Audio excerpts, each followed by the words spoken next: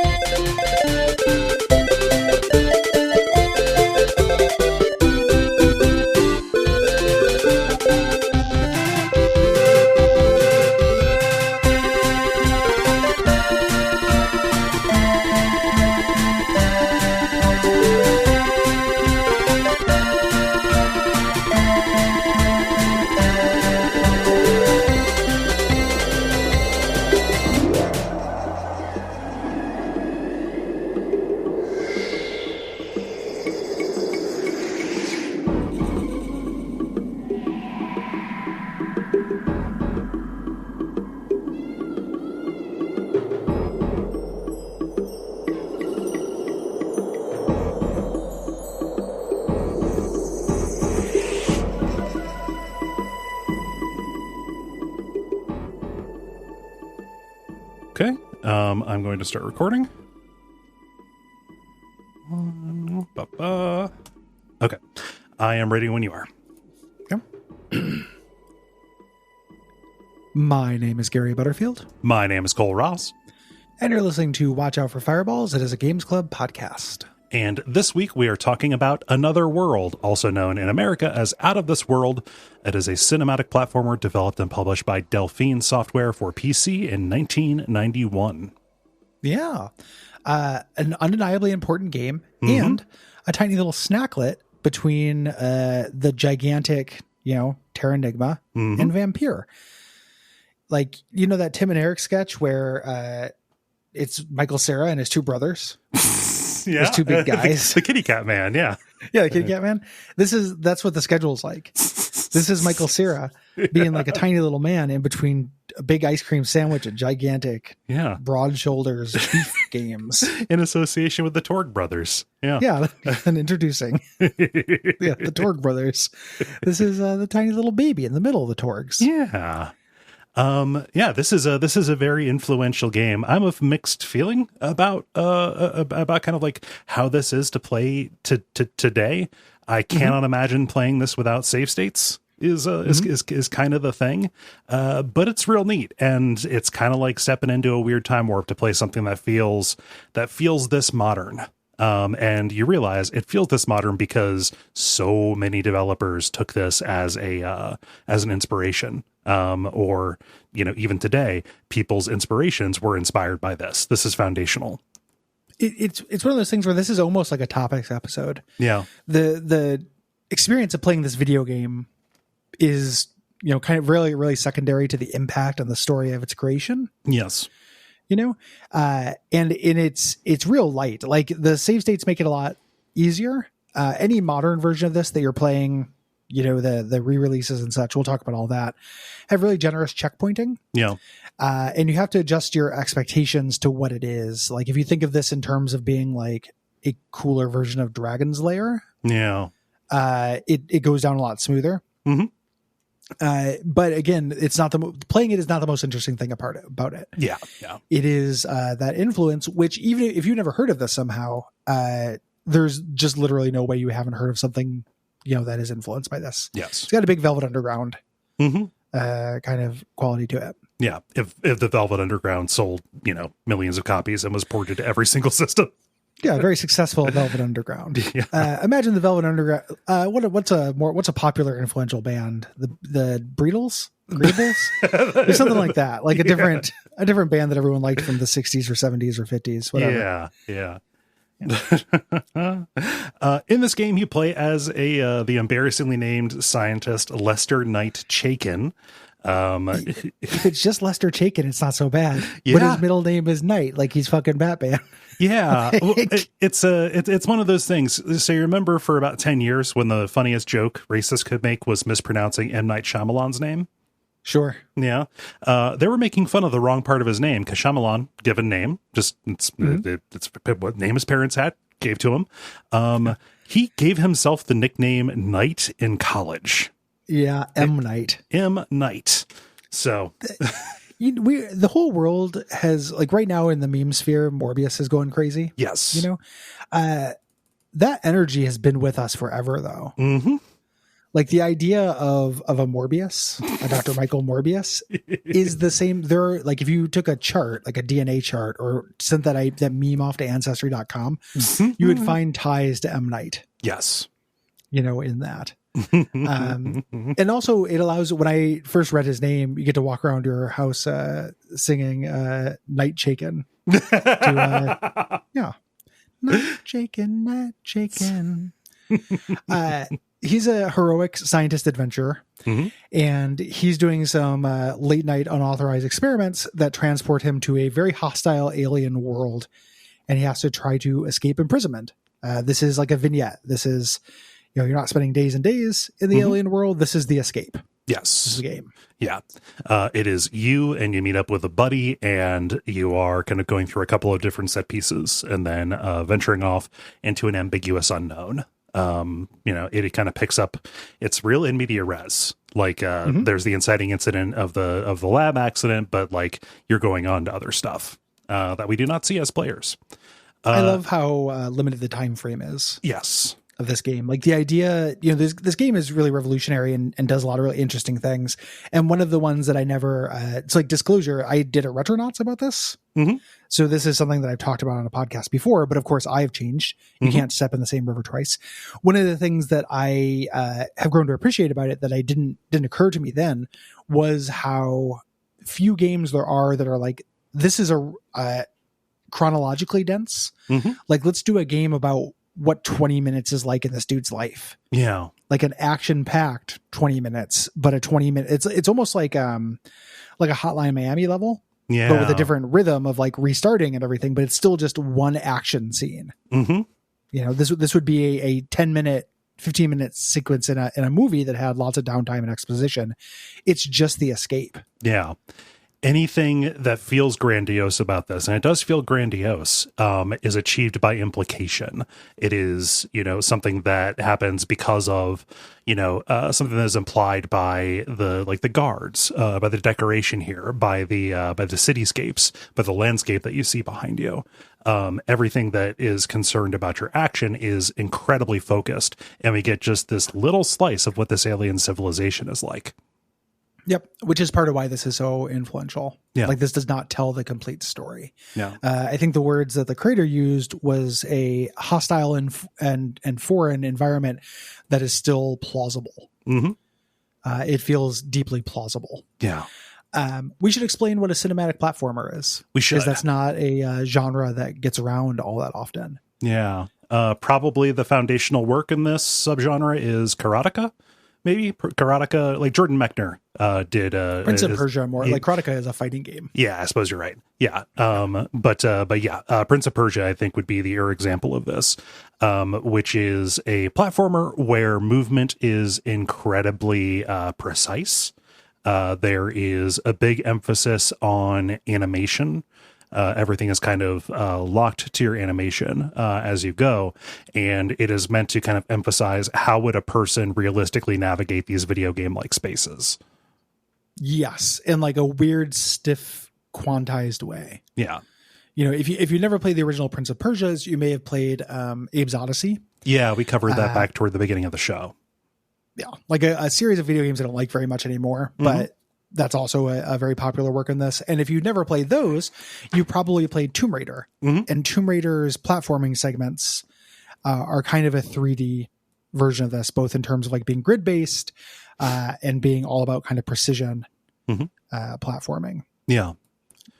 Yeah. And, oftentimes these, at least in the 2D era, involved rotoscoped animation. Again, that's the Jordan Mechner kind of vibe. Him taking footage of his little brother doing these different movements. Rotoscoping is in play here. It's kind of meant to kind of crank up this sense of verisimilitude, even though the actual locations are pretty exotic. And the graphical style, this is all polygon, so it's all very kind of flat, and you get the impression of, so you get these uncannily animated characters that look very low detail. Yeah. And stuff. It all really contributes to a mood, which is difficult to express, but we're going to try. Yeah. In addition to kind of jumping and running, you also have just kind of context dependent actions. This is very simple. There's just a jump and a do stuff button and a directional pad. That's all we got. Yes. Typically your do stuff button is used for your badass alien blaster. Yeah. You pick up. I love this thing. It's great. I love that you get this and your enemies have pretty much the exact same capabilities. Really, the only thing that they get to do that you don't is they have grenades that they can throw, like little rolly bombs. This gun is a tool. It's not just a gun. It has multiple fire modes really early on, when that was not super popular. There are 3 different kinds of shots. You can tap it to shoot a laser. This will one-shot kill aliens who threaten you. Everything dies in one shot from this laser. Super powerful laser. If you charge for a short amount of time, you create a little force field in front of you. The effect is very awesome looking. These like pixels just kind of dancing around in front of you. And this will block a certain number of shots. You can also, it doesn't block organic matter. So you can stick your arm out of it. Yes.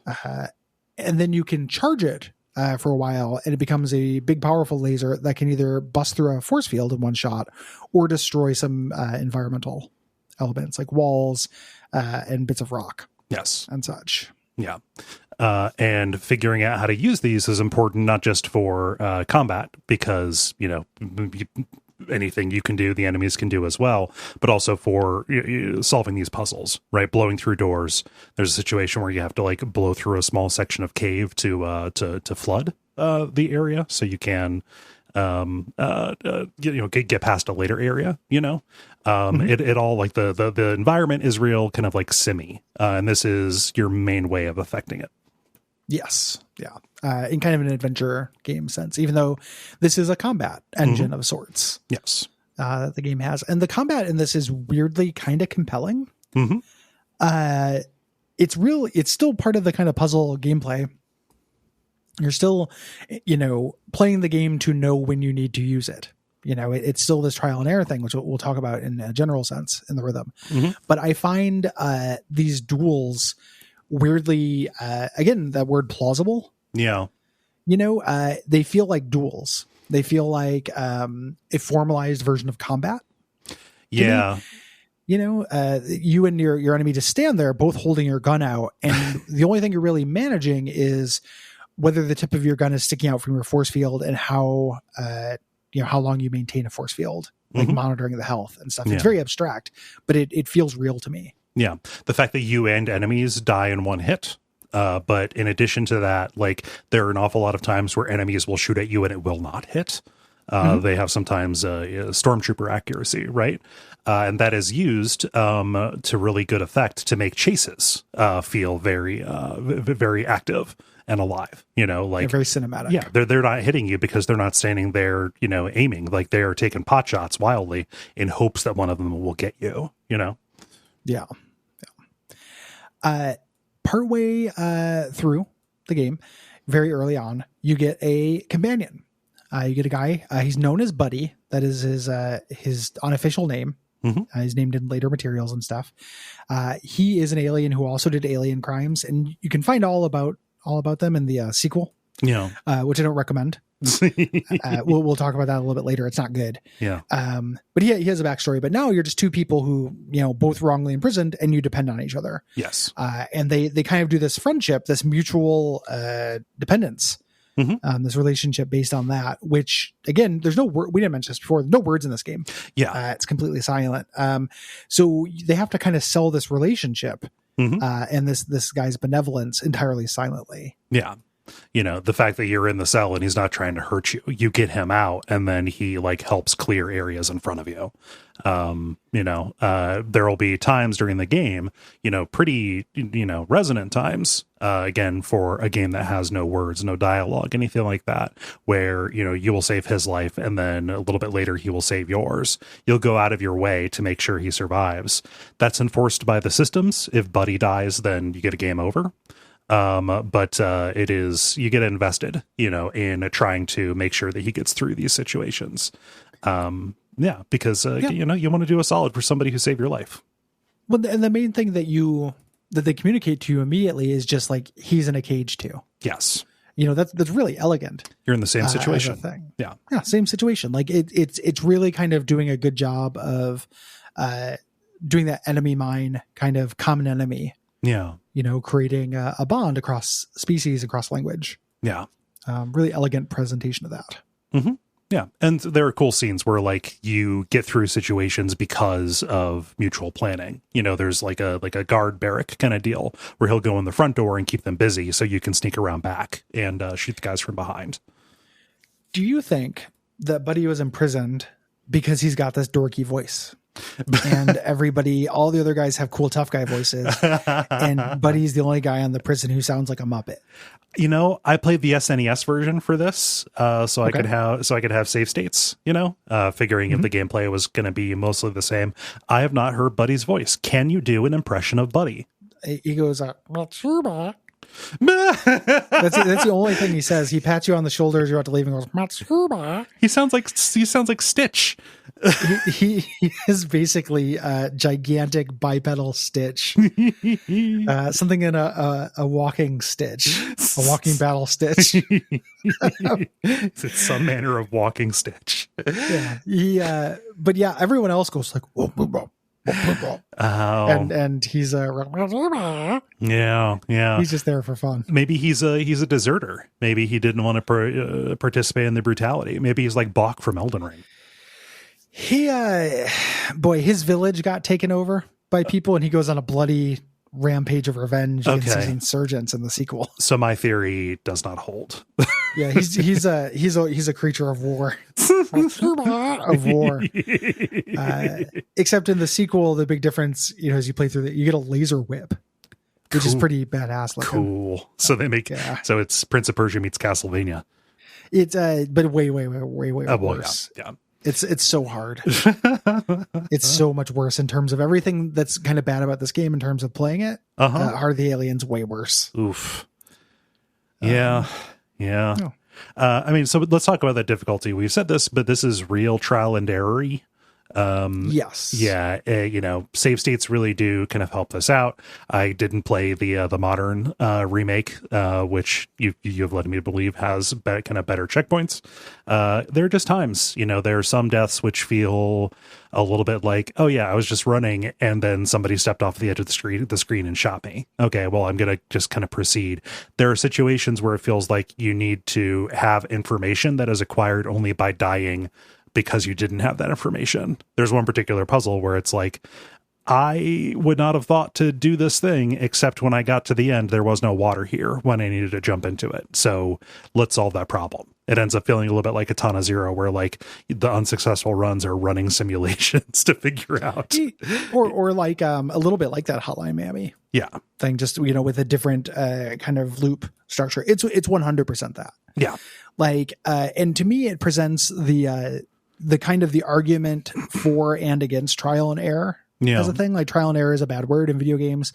A lot of things are trial and error, more than I think typically are considered such. And this game to me unlocks when I started thinking about that as the point, again, like a Dragon's Lair. Yeah. There are puzzles you're solving in this, but a lot of times you don't have again, like you mentioned, you don't have the information until you die. It's more like you want to see the movie. Yeah. So you do the right things to see the movie to have it keep going. Mm-hmm. Yeah. And that is not good game design. No. Like, and we all know it. Like, it's not good to have that kind of signaling. The thing that to me makes this still important and worthy is that one, the things that aren't that are all really remarkable and influential. Yeah. But two, the consequence tends to be really low. That's the thing. This is leavened by the fact that it is so incredibly short. If this was a 5-hour game of this, it would be, especially if it escalated beyond where it goes, or if it stretched out and kind of escalated for longer. Yeah, that would be too much. The fact that this is Heart of Darkness. Yeah. Kind of. Yeah. Which is a sequel or another, this guy's follow-up game. Yeah. They made on the PlayStation.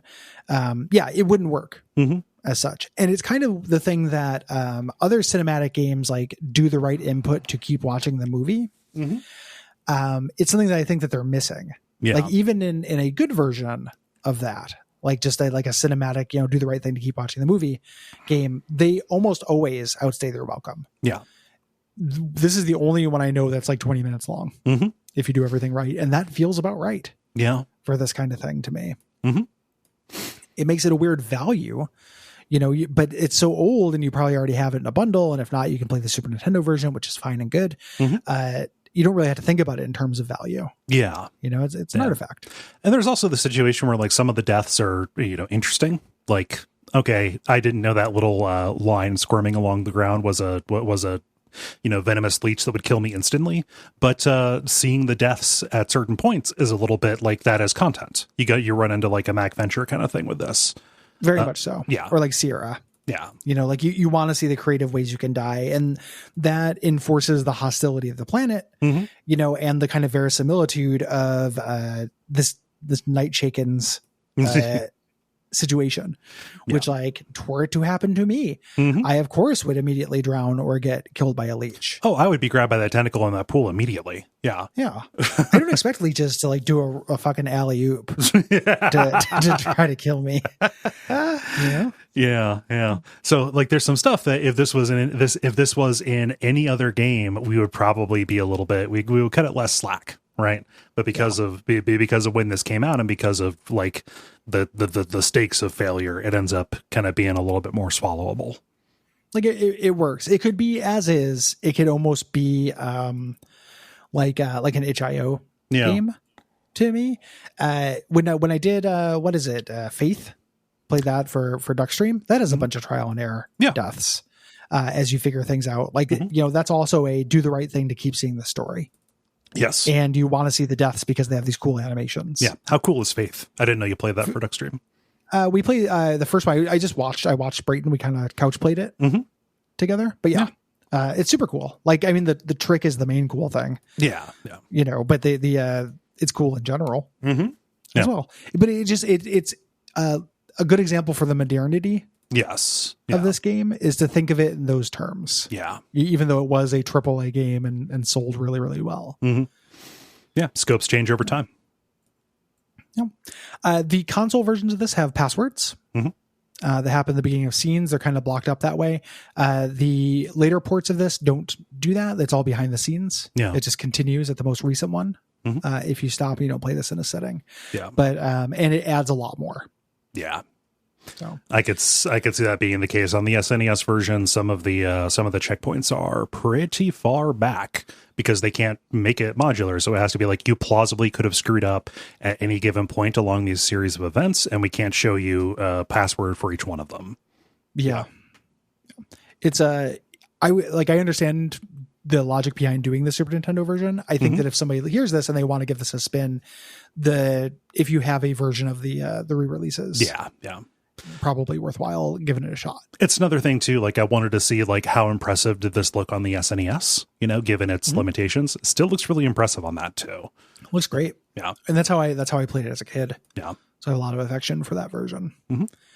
Let's talk about this absolute colossal genius weirdo who made this on his own, who comes off as incredibly mysterious and strange in interviews. I think he just comes across as French. I mean, that could be what you know what, you're right. That is the word I was looking for. I couldn't find it. His name is Eric Shahi. I think is how you pronounce that. You can never pronounce French correctly. You can never be French enough for them. Cha or Shahi. Shahi, yes.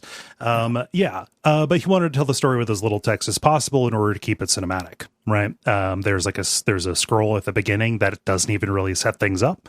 It just kind of explains things in media res. But this also includes having like no on-screen interface to distract from the action. Yes. And some, many elements of gameplay lend themselves to that directly, in terms of you dying in one hit. Other ones do less so. Like you do have, your gun doesn't need to be recharged. Yeah. For example, and that was something that would benefit from a UI. It works without it. Yeah. And it works for putting the player in the character's position of like, I wouldn't know how this fucking worked. The aesthetic of the game is very, pronounced and unique. Yeah. It is flat shaded kind of graphical elements with very smooth animation. Think the Money for Nothing. Straits video. Yeah. Ever seen that? And then just very cinematic framing to the scenes, like a lot of very artful direction. Yeah. To how things are presented. Really cool background and foreground elements. Like you will be running and doing your own thing, and then you'll see like Buddy is off having his own adventure in the foreground. Or you'll see guards rallying in the foreground, like trying to react to you, stuff like that. It's great. Yeah. It really cool looking video game. Mm-hmm. And the landscape work in this is amazing too. Yeah. Artistically, like this is a triumph, and I think holds up really well. Weirdly, I think this looks to me way better than like a Donkey Kong Country, like other technical achievements that were also on the Super Nintendo, even though this came about before the Super Nintendo. But just looks so much better. Yeah, to me, it's like clean, kind of perfect looking. Yeah, this does feel like the work of a young man to a certain degree, especially in the way that Shahi talks about it, because he basically just made a game out of all the stuff that he already enjoyed.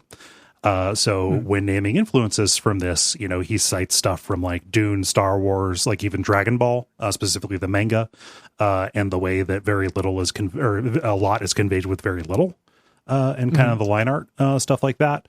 And then also like, visually, like painting wise, he refers to the art of like Frank Frazetta and Zdzisław Beksinski. He loves fantasy art. Yes.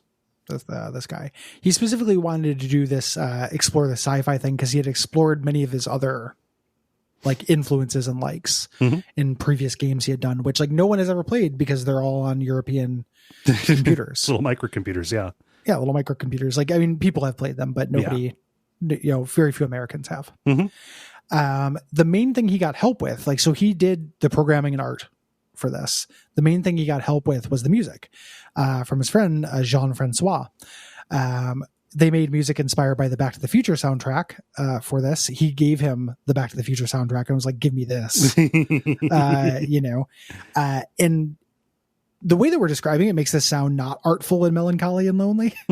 This mashup of Dune, Star Wars, Dragon Ball, and Back to the Future with Frank Frazetta art sounds like an entirely different kind of cool game. Than this. The music is really sparse and moody and like good. One little like weird, just this guy doing everything himself. One touch I absolutely love in this game is the Foley work. The documentary part where they talk about just having to create all that stuff is real fun, and everything sounds great. The skeletons crumbling when you shoot them.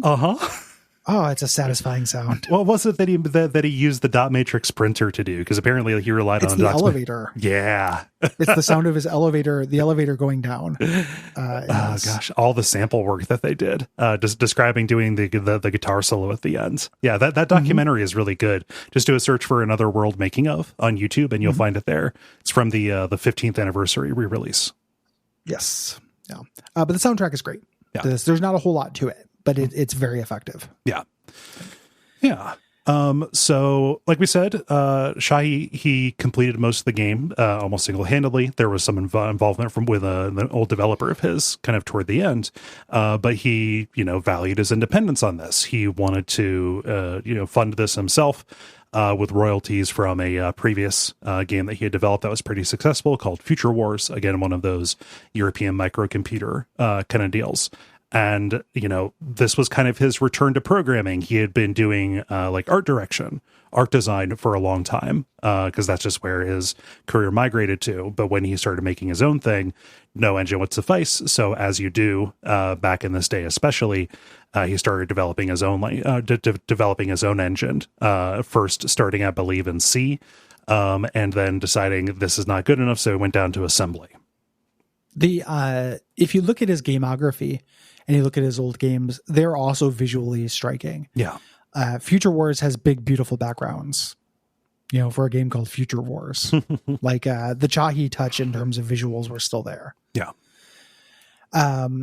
He ended up making this thing, this art style that mimicked polygonal art with vectors in order to reduce memory usage. And he was inspired by seeing the Amiga port of Dragon's Lair, which is really impressive, but didn't, they had to fill in every pixel. Yeah. And it came on 6 to 8 discs, which is a wild thing to think about because Dragon's Lair, this is a 25-minute game, right? That you die a lot. Dragon's Lair is like a 6-minute game with 3 times as many just instant death choices. Yeah. So doing this with Vector, required less memory and allowed it to be a little bit more, less disk intensive. It wasn't you take a step and then you put in another disk and wait for it to spin up, kind of deal. Yeah, it's fun. Again, the documentary. It's neat watching them do the design because designing the vectors for this. It's a little bit like doing tangrams to a degree. Mm-hmm. It's like, okay, we're going to kind of mimic this 3D here, but it's going to be almost just with these transformations across these multiple different polygons that are going to be auto-filled because again, this is all just math. Yeah, it looks awesome. It's a great little bit of like old computer porn. Mm-hmm. To watch him create this in this old engine. Yeah. There. Real fun. He knew that he was cooking with gas on this engine once he got it to run at 20 frames per second, which is pretty impressive in terms of animation. Like that's roughly more than like hand-drawn animation was done at the time, especially cheap animation. So like it looked incredibly smooth, even at the low resolutions, like the 320 by 320 of the Amiga. Yeah, I need to get like there needs to be a book that is like, here are the notable Amiga games and like the wild shit that happened that they were able to get out of them. I think that'd be a really interesting, reference book like that. It's 100%. It's a system that I wish I knew more about.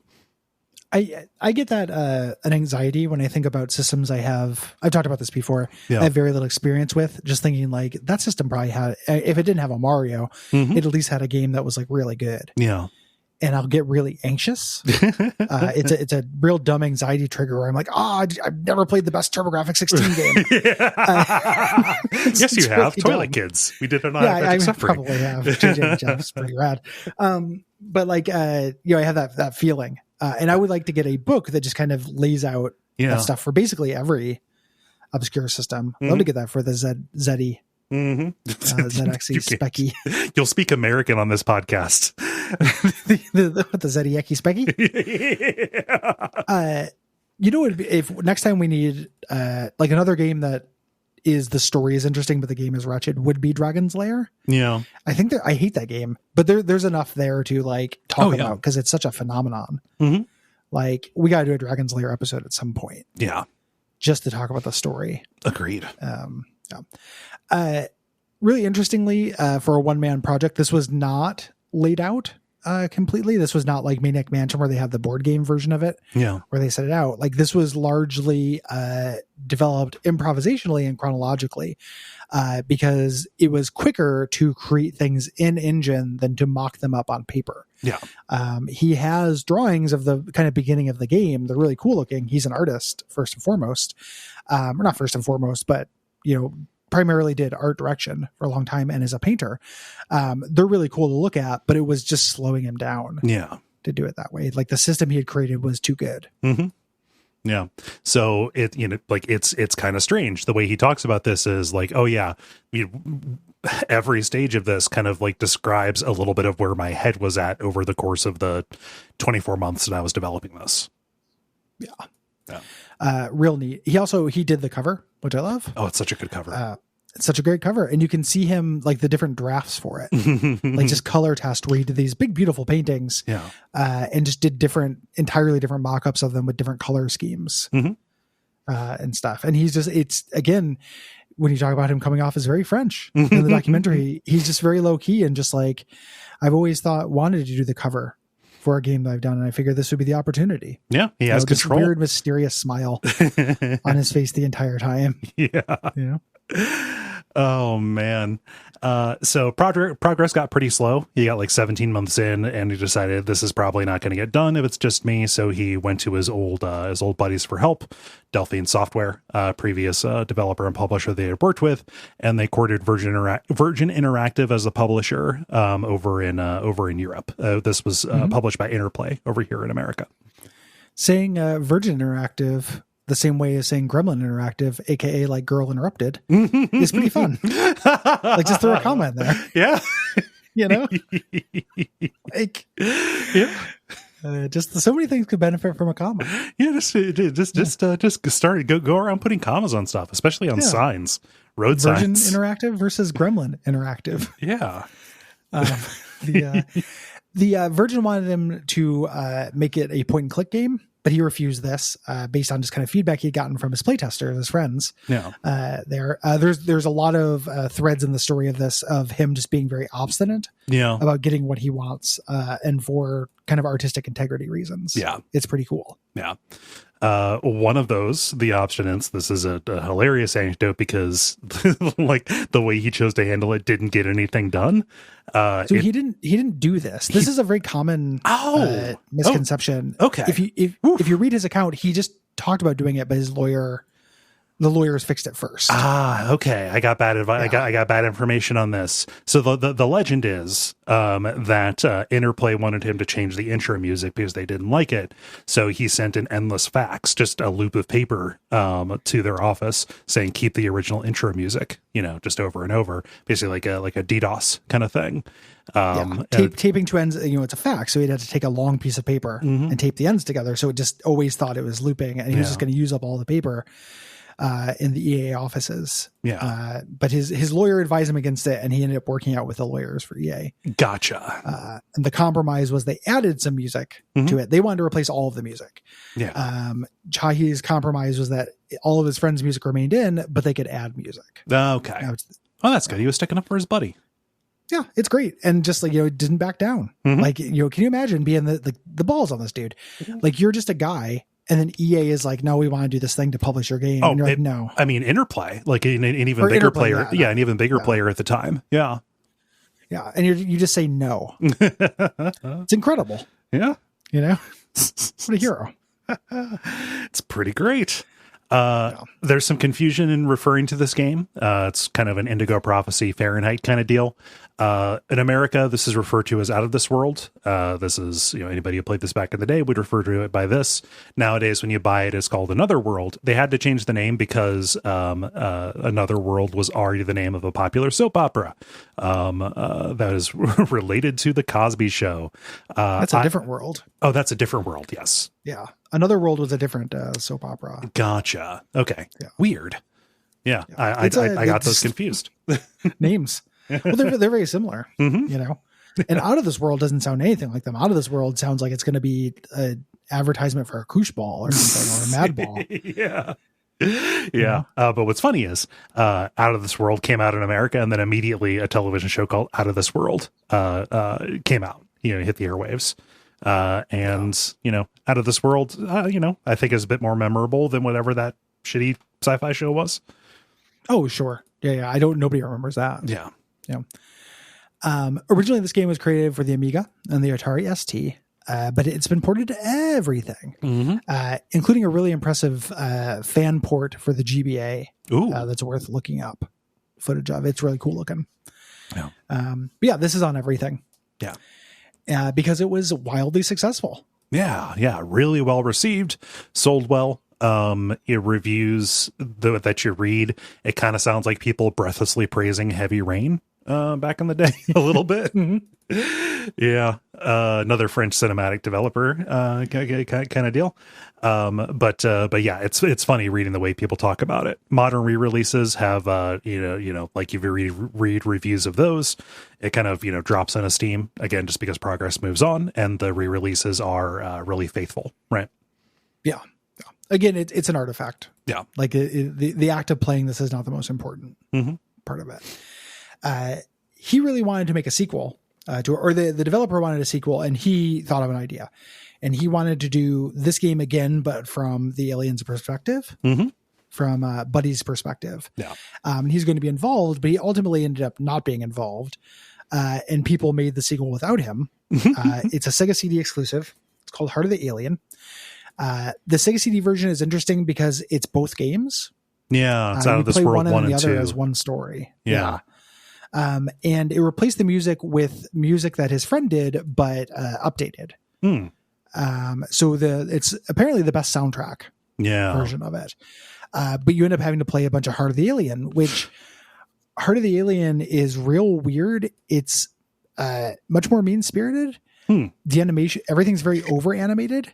And instead of being like in another world, you're on a screen and maybe the death trap is, you're walking in a stalactite falls. Yeah. And there's maybe 2 of them on a screen and you get past it.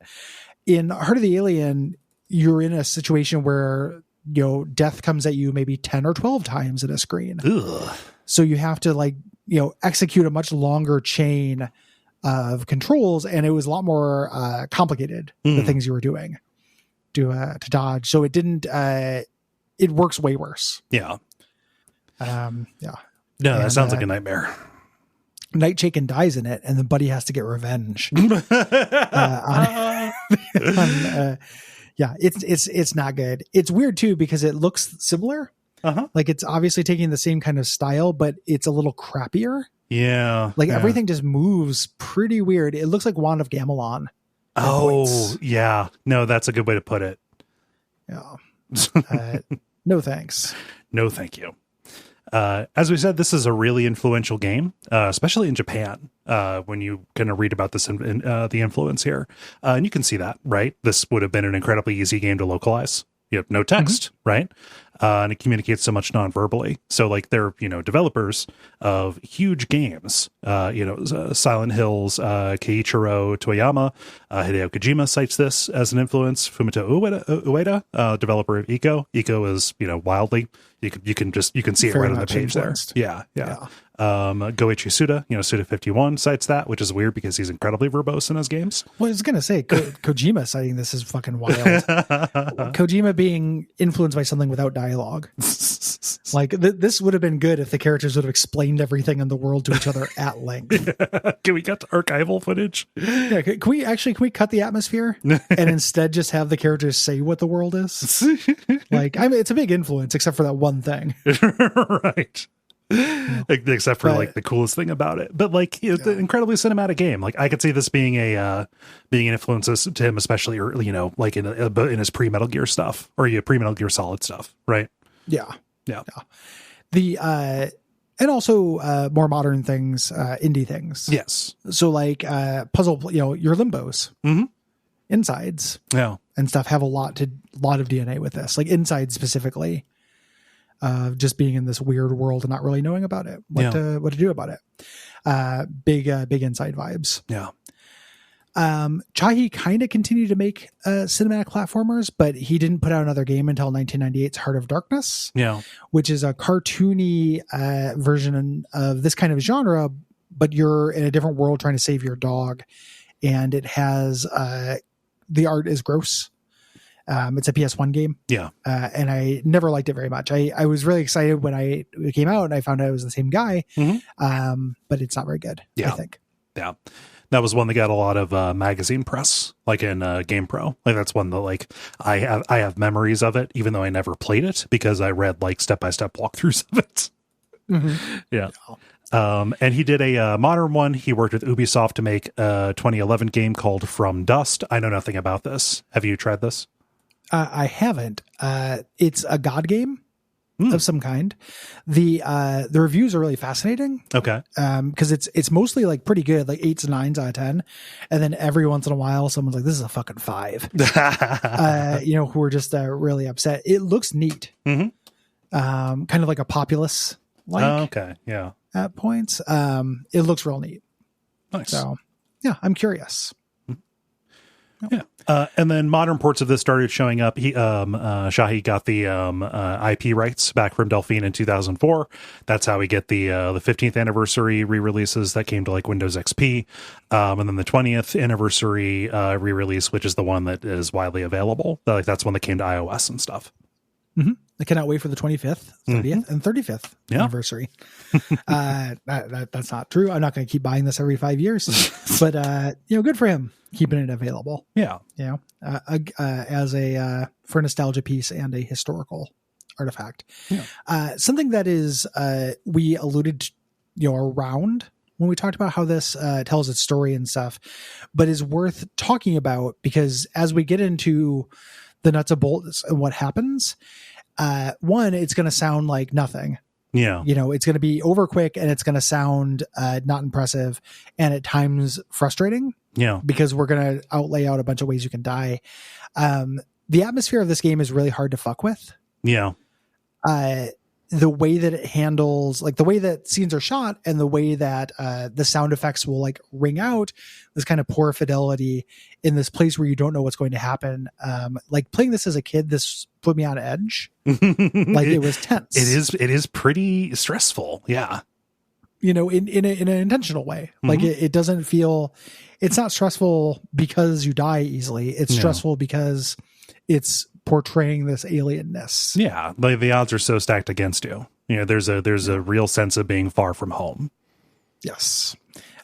So it is it's a vibes thing. So that's hard to describe over podcast, I think. Yes. But I think that there is an undeniable vibe to this game. Yeah. Even if you don't think you have the patience to play this, scrubbing through the 20-minute playthrough, I think would give you a little bit of a sense. It also requires so little patience to play it. Yeah. Like even if you're dying every death, it's an hour. Yeah. It's an hour and 10 minutes. Like it's really short. Yeah. So, short game.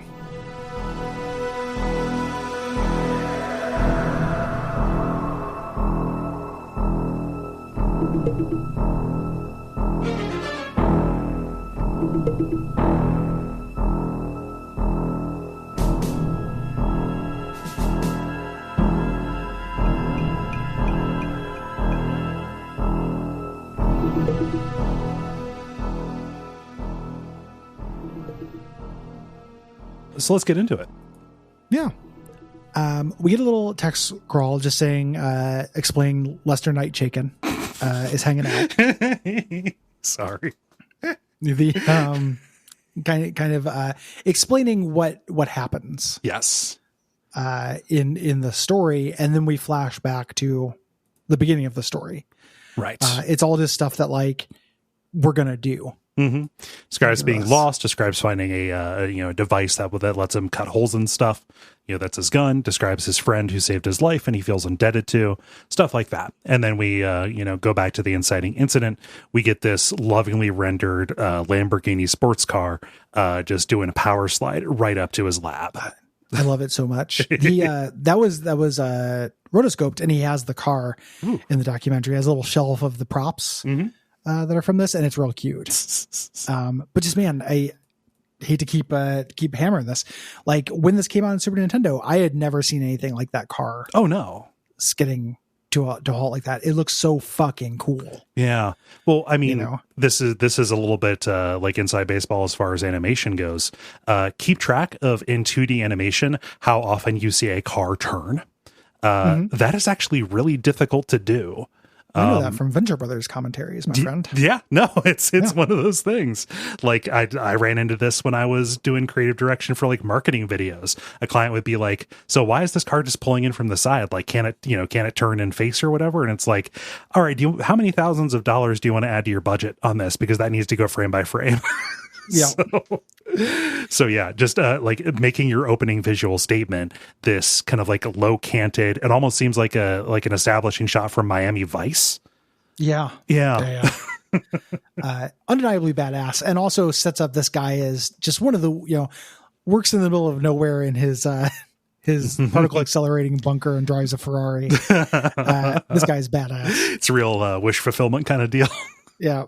It's like an opposite, like, this is the end goal for Gordon Freeman. Like, he starts off as a regular guy, and then as you play the game, you get the creeping sense like, oh, this guy's a weird fucking Superman. This guy starts off as this, Ken Wins style Chad, and then you realize he has feet of clay as he gets his back broken at the end. As he gets baned. Oh my God. It has to become a pterodactyl tar, basically. Oh my gosh. But yeah, he kind of goes in, he takes his elevator down and sits at this amazing looking computer terminal. The 3D interface that they do on this, just to like have sciencey stuff show up is pretty good. And he's himself a Coke. What's that? Drinks himself a Coke. He does. Yeah. And just starts the, computer show me celery, man. Just starts the experimental collider, but unfortunately lightning. That old canard of science fucks it all up. Scientist's greatest friend and foe. Yes. And this makes the collider shoot energy out of him and teleport. Like, they do the cool Terminator thing where like a sphere has basically been teleported out of the world. Yeah. And you can see this, the console has been caved in from this. Just incredibly cool looking. And the lightning looks amazing. Yeah. In terms of stuff I used to draw on notebooks as a kid. This game, and then Agahim making Zelda disappear. Oh yeah. And Link to the Past, like, influenced what I was doing for energy effects when I was drawing my little guys shooting bolts at each other and shit. Nice. Love drawing that lightning. Yeah. But you get teleported, and instead of being teleported, into safety, which always happens in teleportation, you teleport underwater. Yep. And immediately have to move. You have to instinctively press up, or tentacles will grab you and pull you down. Yeah. I died to this. I didn't realize the game had started. Yeah. After you get out of the water, you can see in the background a very famous video game enemy, this thing called the Beast, which is a big, lumpy, creature. Yeah. It's in the background, just as kind of foreshadowing. It's like a warthog wolf kind of deal, who you really only see in silhouette because of the flat shading. But he's got these red eyes that are very obviously kind of menacing you. Weird little Heart of the Alien trivia. Heart of the Alien implies that they were domesticated. Huh. Like, in the village, there's one of them that's like laying down on the ground eating food. They're dogs. It's real weird. That tracks a little bit, because you do find the cages for these at the end, although those are obviously being kept for like gladiatorial combat. Yeah. Sometime in the past, like the common house dog has been positioned for gladiatorial combat, which has the cadence of something that might be funny if you forget that dog fighting happens. Yeah, it's a thing that actual people do. Yeah, this is actually, that's the... Yeah, this world. That's what they should have called this game. It's funny until you remember that it's depressing. Yeah, they should have called this Congress. Am I right? Those clowns. Right? You get out. If you head to your left, it's the dead end. If you head to your right, there are these leeches on the ground. They'll jump up and bite you and kill you. They're poison. You can kick them or jump over them. Yeah. And these earthquakes kind of start happening until eventually you get to the right, where the beast drops down and gives you a big roar.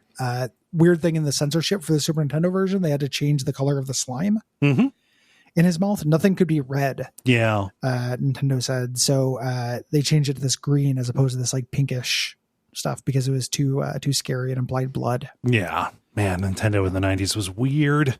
Ridiculous. Ridiculous people. Oh gosh, the expurgation of another world. Roasted enough for that. Yeah. Like, you fucking dorks. Making games strictly for the Flanders is this? Come on. Yeah. I was fine. And you could also, like, you were just driving people. It was you were alley-ooping, like fucking setting up Sega. Oh yeah, you were just doing their work for them. Yeah, just the Nintendo to Sega pipeline. A lot of people are like, why are these fighters so sweaty in Mortal Kombat? Yeah. I can play a slightly worse version with a slightly worse controller, but get the actual game. Yeah. But so you've got to run, like he is at the right and you have to backtrack. You've got to run all the way to the left, jumping over the snakes that you had previously kind of, probably gingerly avoided or kicked. Right. You get to the end, and you have to take a jump of faith up onto this vine, which rips and kind of swings you back behind the beast, giving you to be able to run past him to the right. As he's chasing you, he stumbles at one point when he's just about to get you. Again, very cinematic. Yeah. When you get to the right, you bump into a dude here. And I love this. It shoots the beast and you think you're saved.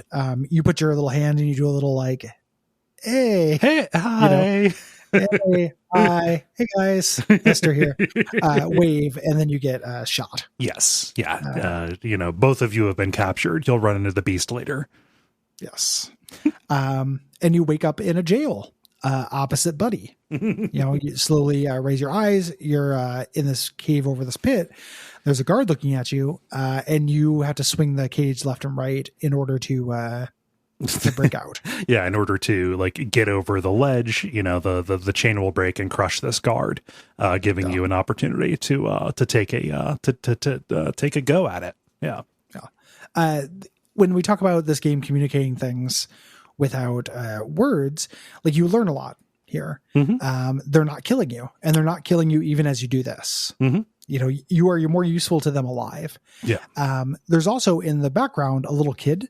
Yep. One kind of comes out and sees this and then runs back, just kind of really implying that this is a living world and you're not in a military zone. Yeah. This is a city, and eventually we will break into the other parts of the city. The leisure class. Yeah. Here. Yeah. So you crush this guard, and your buddy taps you on the shoulder and points right before running off, kind of communicating to you. He's communicating to you. He's giving you directions come on, we got to beat it. Yeah. Let's hit the bricks. You grab the guard's gun and follow. Fighting guards here. These early ones are not very accurate. You can just shoot them. You don't really have to engage with the shield system yet until you get to the end where Buddy starts hacking a panel. So you're out in the open. You have to learn how to make shields. Again, nothing communicates this to you, but you've seen the enemy do it. The enemy will shoot, and then they have to shoot once. That shot will miss. So that's telling you to press the button. And then the front of the gun starts glowing to create the shield. They demonstrate how to do it without telling you how to do it. It's neat. Yeah. And they put theirs up, and you create cover. So again, you are cooperating from the very earliest minutes of this. Once you get through this, you go to this elevator, which sounds like Eric Chahi's printer. If you go to the top, it's optional, where you can look at this kind of observatory and see the whole city. Yeah. You're really cool looking. Yeah. Nice little touch. The critical path is to go down to the bottom and blow out this power circuit. Yeah. Down there. This allows you to get past this guard that's a level up, using this transporter circuit. There are these transporter elevators as well that kind of beam you up and down. Yeah, it's pretty funny because this could have just been a little elevator, a little Dark Souls elevator taking you 10 feet up. But yeah, they have one of those as well. Yeah, there's one of them right next to it, but they also do this kind. Yeah. But yeah, he's guarding this, and it kind of seems like you're trapped when Buddy opens this manhole for you, letting you go down and escape, and he leaves you behind. He's too big to get in here, but you with your puny human form can get under the prison through these sewers. Yeah. You roll through these pipes. This was originally just a maze, but they added the little steam burst in this to add a timing element on the console version. Yes. Because they wanted to increase the difficulty. It's not hard. You just have to stop and not roll through the scalding steam. Yeah. The only difficult thing about it is some of the the collision field is a little bit wider on the steam than you would imagine. Yeah. Yeah. Yep. But this is the beginning of a checkpoint as well. Yeah. Going into the under the prison zone. Or at least it is on the remastered version. Yeah. You get into, you find this glowing closet, which charges your gun. This is great. You float up in the air for a second. Yeah. When it happens, like, oh, fuck. It picks you up like an uncle. Yeah. Like, oh, get you there. Here. Charge your gun for you. Now go play. This allows your gun to charge into the full laser, which allow you to kind of blow open certain walls. Yeah. To make your way through. Yeah. So you exit to the right and you kind of get to this outdoor area and you can see your buddy escaping in the foreground. Again, there is stuff that is happening in all of these different levels of focus, which is a really great way to communicate that there is more going on. You are, even though you are in the mid-ground, you are not the center of this world. Mm-hmm. When you get to the right, there's a cheap trial and error thing. Yeah. You can't jump across this bridge. Here it's too far. What you have to do is actually just fall down and go left. Shoot open the wall to get into this cave system there. Yeah. Once we do, we're in the caves now. There are dropping spikes that kind of fall down, or dropping onto spikes. You can drop onto them as you fall. Reminding me of Boyna's Blob. Oh, yeah. This part. Like, weirdly. Eventually, you get to this big kind of drainage waterfall, and we have to stop this waterfall, so we have to go back further to drain it. Yeah, through demolitions, Red Faction style. It's funny stepping into it because it's exactly the same as the drowning animation, at least on the SNES. But I imagine what's happening is you're being kind of swept down, kind of into the cistern with this. Yeah, that makes sense. Yeah. Kind of a little ways in, as you go down into these caves, the ceiling begins to collapse, and you have to dodge between these boulders that are following. This is one area where I really wish that I didn't play it on the SNES, at least on my emulator. The slowdown on here was crazy.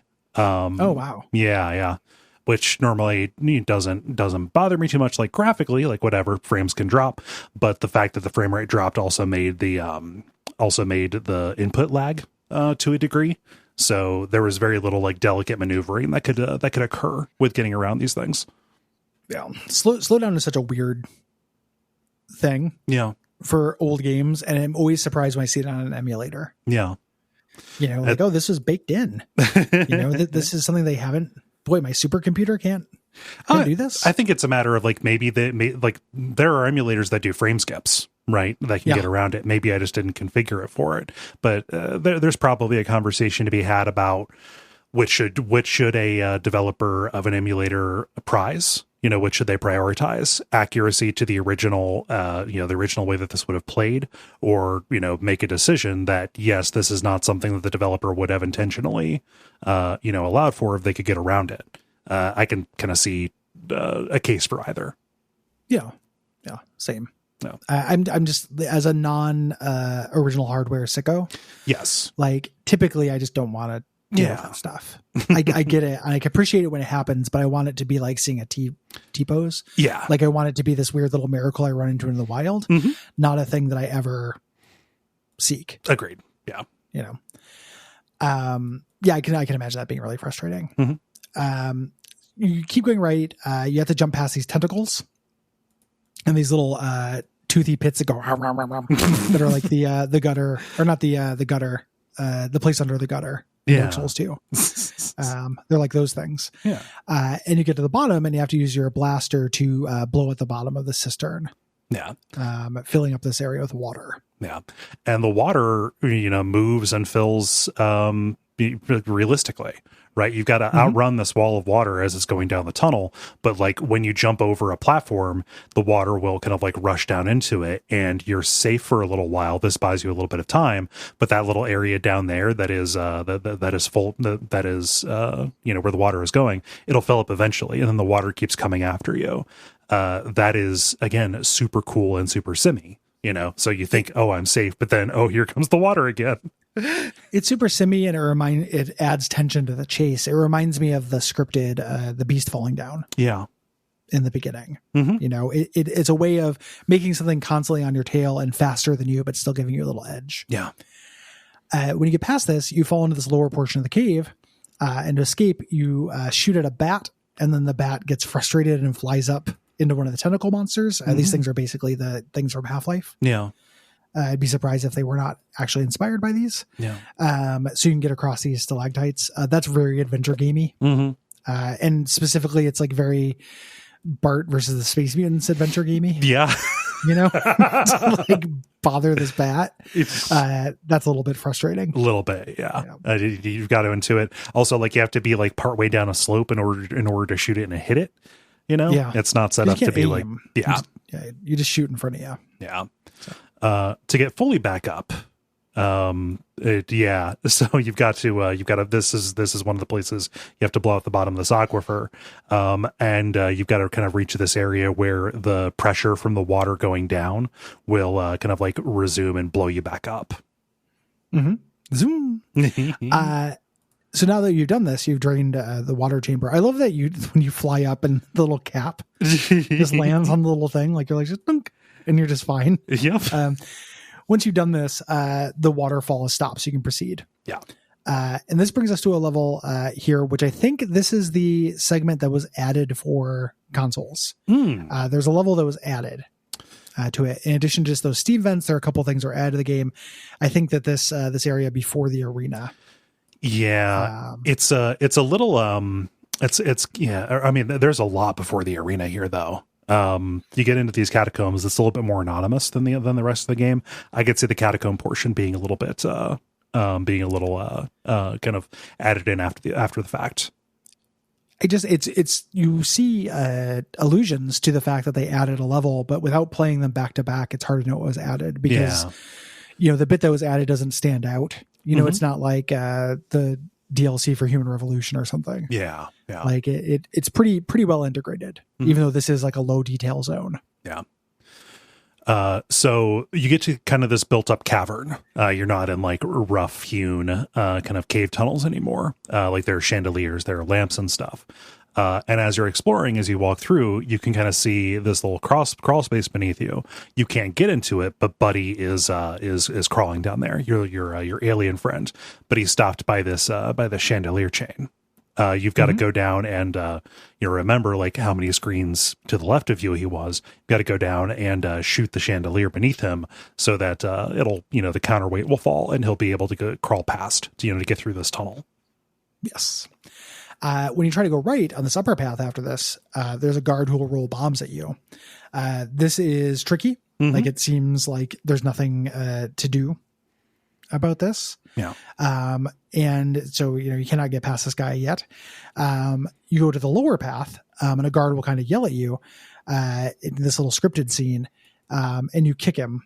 Yeah. By pressing the gun button. He doesn't just yell at you. He picks you up. Like he does he does a throat grab and lifts you. You've got to, press the attack button, cause he knocks you over, knocks your gun out of your hand. You have to hit your attack in order to kick him and, roll over and scramble and pick up your gun and, shoot him before he can, shoot you. Yes. Yeah. Once you get past him, there are more guards. They'll kind of come from both sides. This seems like, so in these combat sections, something that's pretty interesting is that it seems like these are just puzzles where there's one way to get through.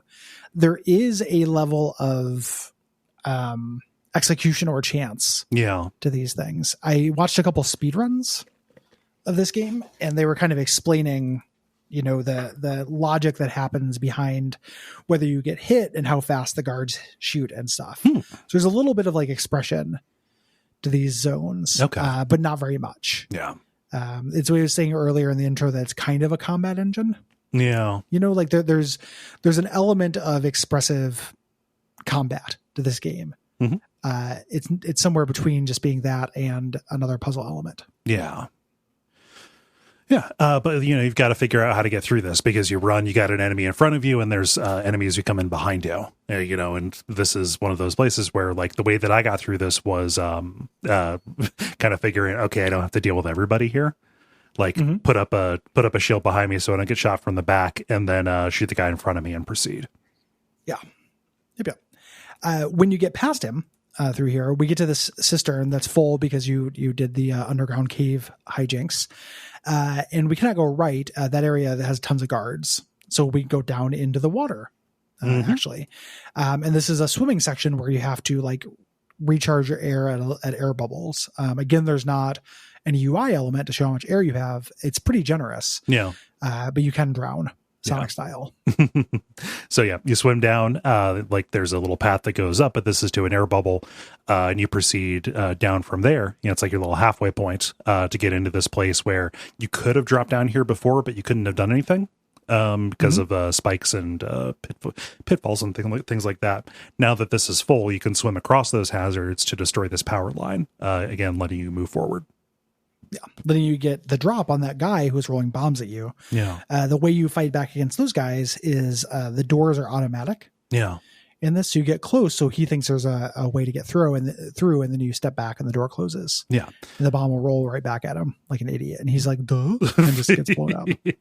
Hoisted. Yes. So this is neat. This was a puzzle that gave me a little bit of pause because I didn't think that they would be modeling what they were modeling. This is like the thing that makes this work is not a level of fidelity that you would expect from a 1991 game, let alone one that ends up on the SNES. So there's a guard, down on the lower levels that you can't get past. He's, waited there. He will shoot you immediately when you step onto a screen. Beyond this bomb rolling guy, you get up. You are at the top of this chamber where there are these hanging green glass orbs that are like decorative elements, right? You need to shoot them down, but you can't just shoot them down at any time. You have to look for the moving reflection at the bottom of the biggest the biggest of these green orbs, and shoot and destroy this when the guard below, it's his reflection, is at the bottom of the orb. So like you're discerning his position based on them modeling the light, which is fucking wild. It's great. It's a bummer from a game design perspective because if you fuck it up, you've soft locked yourself. You can't. I don't think you can deal with them. There might be like a speedrunner strat. Yeah, that does it. But yeah, it's really cool. Again, 1991. Wild.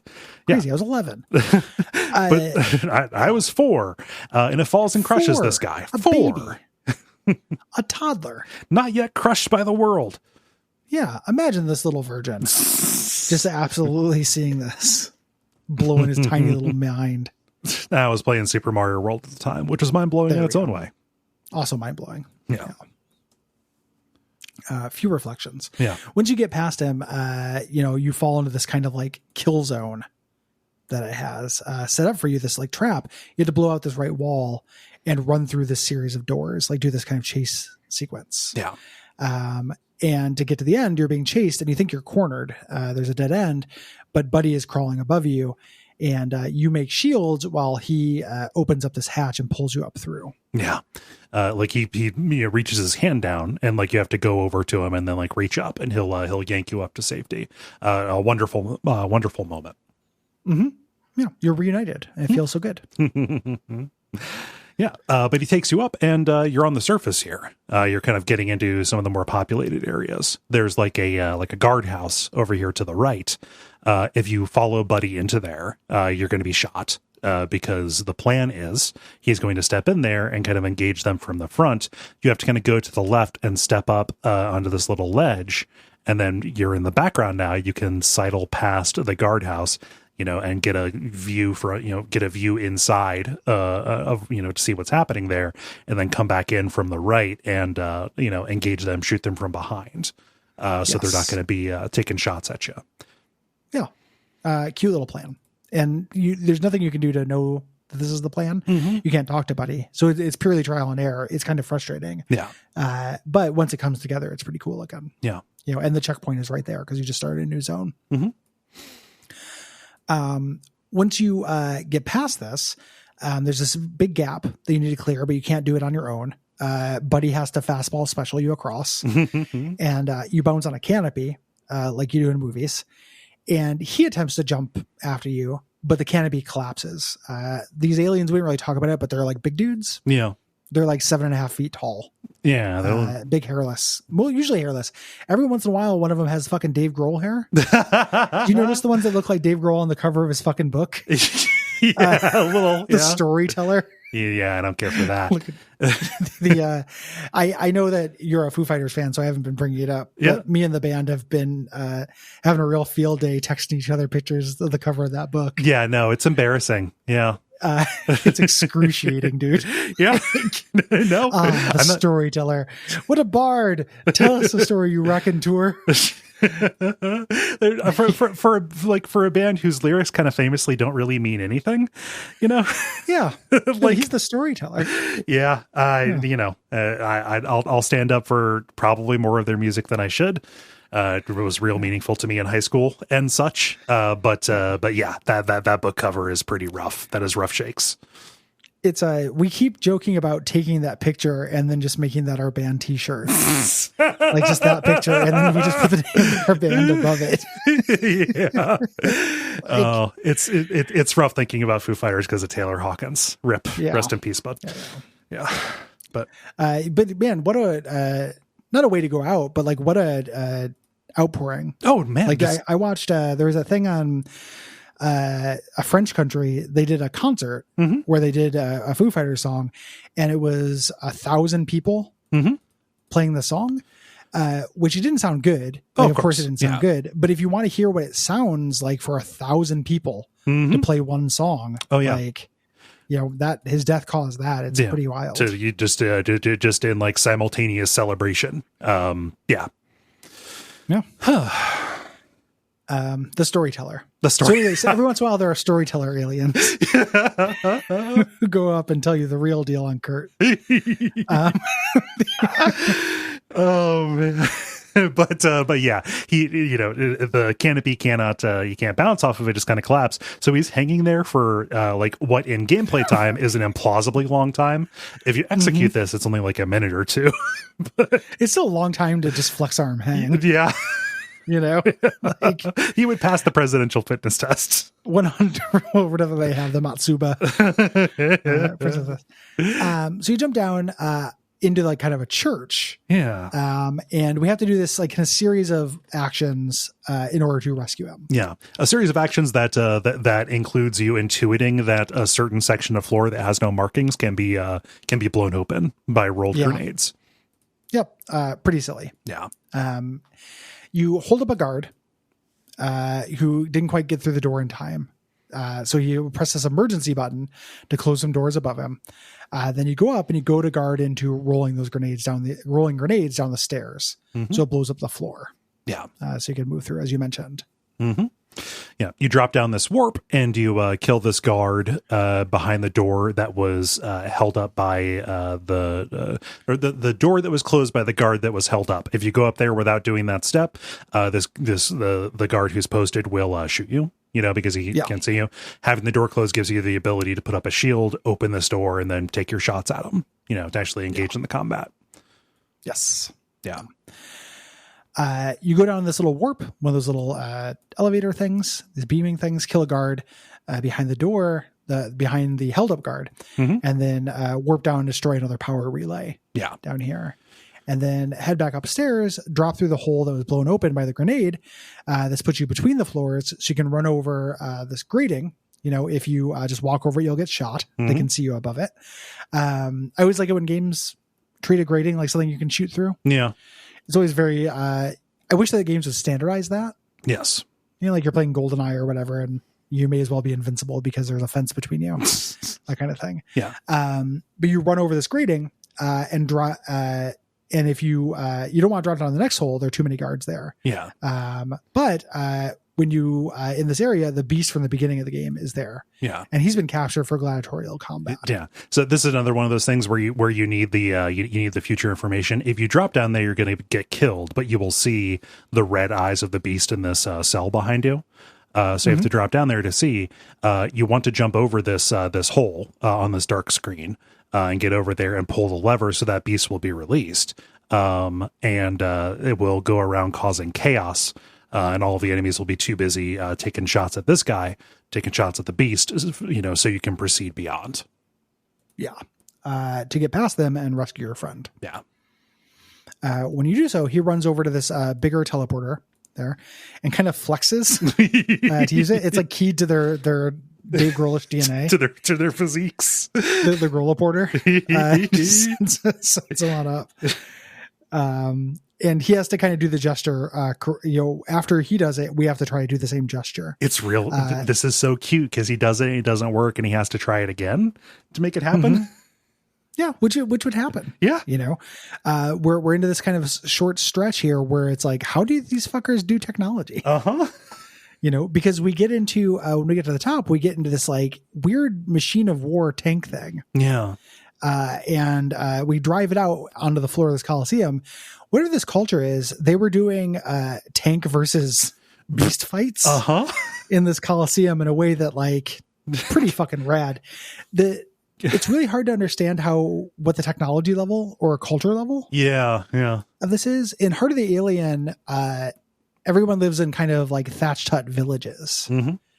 Here you get this. I can't remember where I read this, if this was just somebody's idea, because there's definitely nothing that presents it, but it almost feels like a very high-tech society having been hermit crowded by a low-tech society. The Morlocks going up and taking over Eloy stuff. Yes. Yeah. Like that's somebody, I saw that idea somewhere, and that seems sound to me. That seems like the concept for a planet they would visit in Star Trek to me. Yeah, no, very much so. Yeah. And it's like they have access to these tanks and all this stuff, but they're just using it for gladiatorial combat. Yeah. And to get naked ladies down by the pool. Oh yeah. It's really funny. Like your tank, you're in this Coliseum, the tank is under fire, it's being shot, and you're just like, fuck, what do I do? And then there's just like a bunch of buttons. Yeah. Like there's 1,000 buttons. There's a cut in, you see the buttons, and then you see your little hand, and you have to figure out what sequence you press stuff in order to make this happen. It's a keep talking and nobody explodes. Yeah. It's great.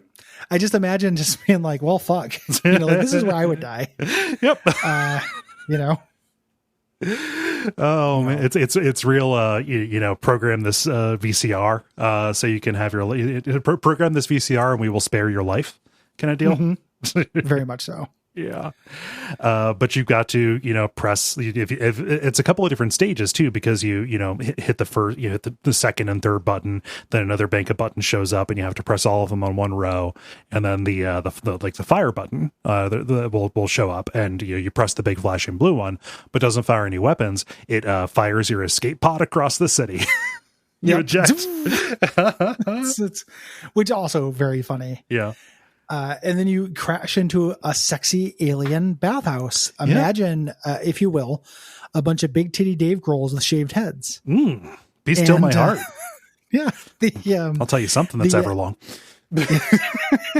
There's my hero. The Nintendo had to censor them, and there's a great little bit on Eric Chahi's website where he's like, Nintendo made me make these changes to the game over 3 pixels of alien butt crack. Yep. Literally just had to like too much butt crack, just trim it down a little bit, and Nintendo was good with it. It's like it's exactly as much flesh, but like it's less implied. So like, yeah. Oh, that's back. Oh, whew, okay. Oh, that's crack or pussy? No. Oh, it's your neck. Okay. Wild. Or what is it? Yeah, not neck. It's not my neck, my back, my pussy, and my crack. It's titties, right? It's the fourth thing. I can't remember. It's my ass, my neck, my pussy, and my crack, or something. Yeah. Yeah. Neck would rhyme, but that's a weird. I need to listen to that song again. Like, why didn't I do my research? For Another World by Eric Chahi. I'm getting to the bottom of this because it's going to bother me. No, it is my neck, my back, my pussy, and my crack. Yes. Huh. Yeah. What are they doing with that neck? I have not really read the lyrics to this, and I don't know. I don't really feel it. It's all about licking. Yeah. Okay. Yeah. Oh, I guess that makes sense. Yeah, you lick a neck. It feels good to have a neck licked. Yeah, in the course of events. Yeah. That makes sense. A back lick is also a little bit strange, but I can see it. Yeah. I've been known to lick a back or two. I get it. So we're operating without a net here. There's no script. Yeah. It's hard, man, because you're making out, you're doing sex stuff, and like there's only so many moves. Yeah. You have to put them together. It's like you're a juggle maniac. Oh. You're just like putting together elements of your show. Yeah, I was gonna say it's like come up with a new dish of Taco Bell. Like you got the, it's very similar to Yeah. that. Like, do I do the backlick or as soon as you start thinking about it, yeah. you turn into the worst nerd that's ever been, and No. And people are like, that's why people do kinky shit, you fucking weirdos. yeah, it's because it gives you a fucking Expands it gamifies it expands the vocabulary. Come on. Yeah. Yeah. It's anywho, there's some good nudity in this game is what we're trying to say. So Yes. that hairless Dave Grohl situation is on full display here. But I love what this, I mean, we're joking a lot. I love what this implies though, because we're now seeing the civilian. Yeah. So like this is a weirdly, really well put together little world in terms of like dungeon ecology and suggesting, that word is plausibility. Yeah. We've kind of gone from this ritual space. We've crossed the city in indeterminate degree, and we've like crash landed into luxury, and we brought the chaos with us. And I want to draw a comparison, and this is not me getting on a soapbox I like to get on, but at the time I played this, JRPGs were vitamins to me. Played them all the time. One of the things that I think is, I have a lot of problems with that genre, with classics of that genre. One of my biggest problems is the lack of sense of space. Yes. I think that in terms of video games, they have some of the worst dungeons. Yeah. In the business, because they don't care about what a room is. It's just a hallway, and this room just has a treasure chest in the corner. There's nowhere to sit. There's nowhere to do anything. It's just a maze because fuck it, we don't give a shit. I hate that about the genre. Contrast it with this game that came out in 1991, even sooner than that. Or came out on more primitive systems, and has this sense of like, you go to the church, and then they're not really using the church, so that implies supports this idea of this less sophisticated society taking over this high-tech area. You go to their gladiatorial arena where they're doing like tank fights, and then you blast off to where like the people relax, like the luxury and stuff. You're seeing all the parts of this world in a way that like even video games that were better about it that came out way later, like where did the people sleep in that castle in Chrono Trigger that you go to in the beginning? There's a lot of just rooms. There's some bookshelves, it looks a little bit better, but there's not this sense of like place. I find that absolutely key in video games. Like it's hard for me to appreciate a video game that doesn't do that. Yeah. Well, because to a certain degree, when we look at a storytelling medium, not to sound pretentious, not to sound like the storyteller, Dave Grohl, but it needs to be like a cool thing about a story is that it reflects something about the human experience, and you'd like to say that the nature of the spaces people inhabit and the way it reflects them and the way they live are not a part of a story ends up making, stuff feel hollow to a degree, right? Like that is to a degree something of an important part of telling a story about people is where they happen to be, right? And for all of the talk of how those games, at their highest moments do reflect something, like to see the Cells and Sid scene in Final Fantasy VI, right? Again, to look at another classic of the genre, like, yes, it hits those. That's what you remember, because it's living up to the promise. Then you get to the bullshit maze dungeons where it doesn't have the space, and you see that is friction that is being added in between these scenes, which is what actually mattered to them. Yeah. And it's most of it by volume. Yes. You can be in a place called like even a place that has a function to it, like the Magic Factory. And it just feels like a random, like, why do those conveyor belts go there?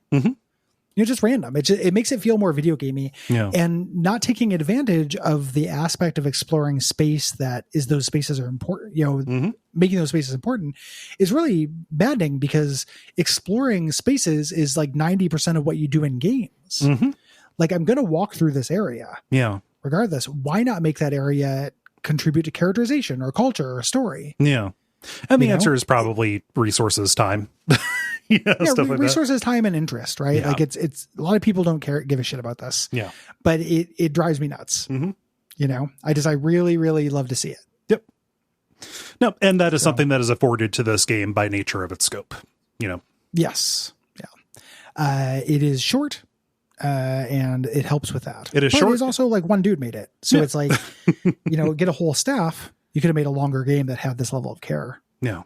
In terms of that aspect of it. So I just really like breaking in behind the scenes. Yeah. The non-video game part of this, the part that doesn't feel like a video game should happen here. After you get out of the bathhouse, they've chased you here. They saw where the sky tank landed. So you had to fight your way rightward as they fire on you.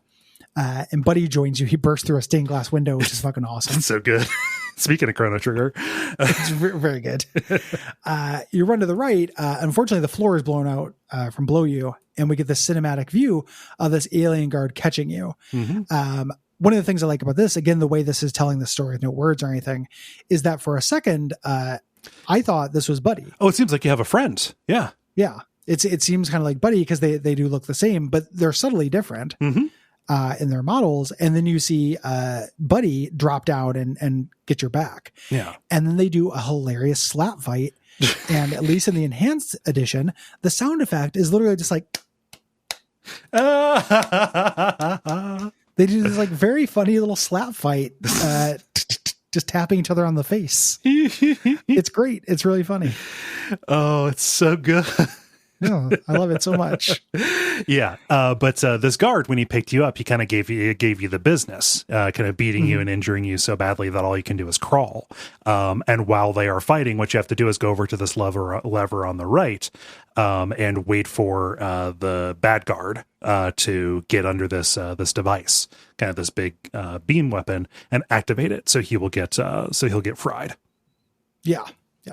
Yeah. You crawl over like you cannot move your legs. You can, at this point, this from Heart of the Alien, but as a kid, that was always my interpretation of this. Was that his back was broken? Yeah. Yeah. Like you crawl over there and Buddy picks you up there and brings you up to this area where there is like a dragon. Like really awesome transparency effect on the wings. Looks really artificial. Makes it look like a robot, but still very cool looking. And you get on this dragon, this wind creature, and fly off into the distance. And that's the end over like beautiful, cheesy synth guitar solo stuff. Like very dated. Yeah. But, and lends to the charm. Yes, absolutely. Yeah. And in my mind, that was the end. Yeah. And it was a really strong end. Like, what are they going to do? I don't know. It just, and is my guy, seriously injured? Probably, but you got this friend. Yeah. And you're going to go see what else is going on in this world and stuff. And I don't get to know it.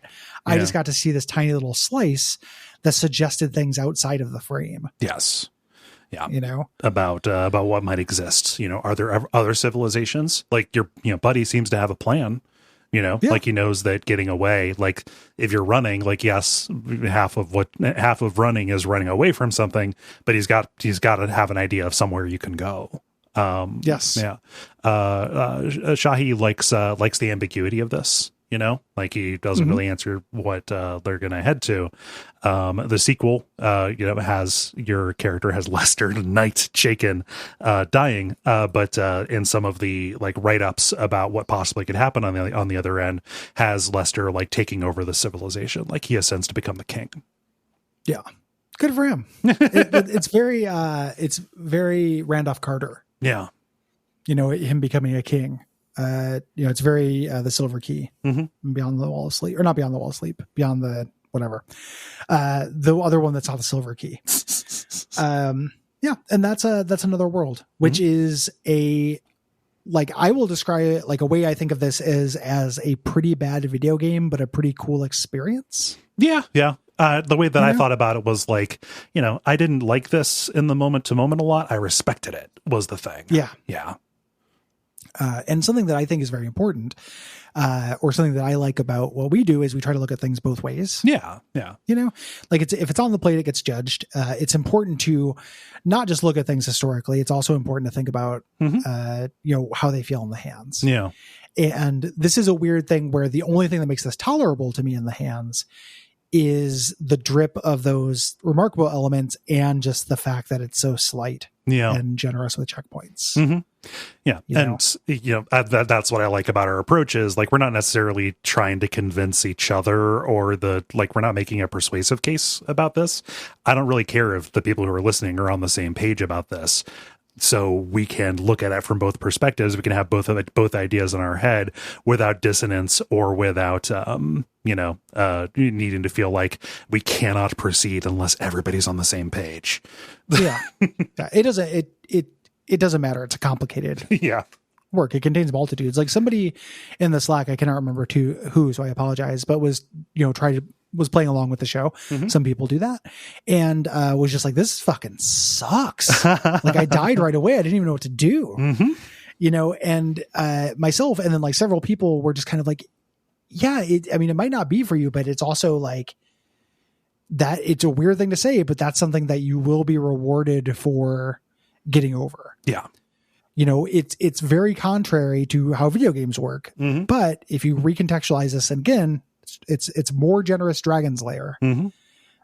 Then it can work for you and you can get a lot of magic out of it. Yeah. And like everything, it's setting expectations correctly, I think is going to 100%. Yeah. Like if somebody sells this to you as like, it is a classic Super Nintendo game that is hugely influential.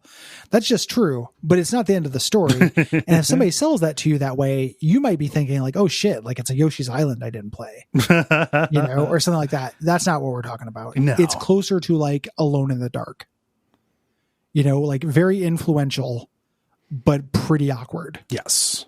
Yeah. Thing. Alone in the Dark is a really good comparison. Yeah. So cool game. Mm-hmm. I like it. And I like getting my thoughts on it down. I like revisiting it even after, it's only been like 5 years or whatever since I last played it for Retronauts. Yeah. And our approach is different than Retronauts. Yeah, 100%. And I think there's room for these short, snacky games. Agreed. I want to do more of them. For God's sakes, I want to do more of them. Vampire is long.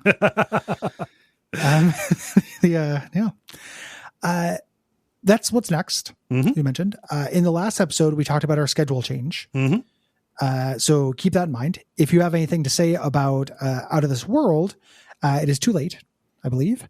It will be too late. Yeah. For that. But if you have anything to say about next month's games, which have changed, you can write in at Duckfeed.tv/contact. Yeah. So July's games are going to be the first week is Children of Morta. A roguelike game that somebody executive produced. That was Julia, right? Julia. Yeah. Indeed. The next game is a bit of a snack. We're going back in time to play Castlevania 2 Simon's Quest. Yes. And then the premium episode for July is going to be Control. Yes. Yeah. Another that is a sponsored episode by Noel. Mm-hmm. Noel, and then I'm the one who put Castlevania 2 on. Yep. This is me getting 2 picks in a row because of us swapping things around, but it's happened before. Yep. And it'll happen again. Yeah. We swap things around so I would get the Halloween pick. So yeah. And we just do it kind of generally. I'm really excited to talk about Castlevania 2. Mm-hmm. The fact that we haven't had the official announcement, we moved it up. Yeah. We haven't talked about that, but boy, fascinating game. Yeah. I dig those weird SNES era or those weird NES era sequels to big games.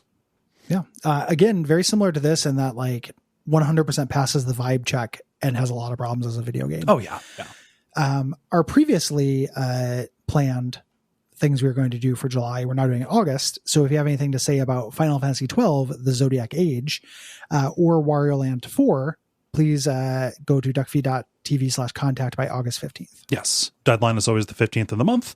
Click the WAF button on duckfeed.tv/contact. If you have thoughts about multiple games, please rate them in as multiple responses. That makes our job possible to do. Because we read your responses grouped up by game. Yes. And then we have stuff coming for the rest of the year, mostly planned out, not entirely planned out though. So if you want to support a game, there's still space. Mm-hmm. Go to patreon.com/duckfeed.tv. You can also just do that if you want to get our premium episodes, which will include the next episode on Vampire, Control, and Wario Land 4. Or if you just want to support us. Yeah. get bonus shows, things like that. If you can't do that, we understand. We're still happy you're here. You can do free things like leaving a rating or review in iTunes or whatever podcast directory you get the show from, or telling your friends, or, talking about the show on social media. As a network, we really only grow by word of mouth. We appreciate it. Yeah. And I think that's about it. Think so. Anything else what should they do, Cole? Until next time, watch out for your friend with the weird voice.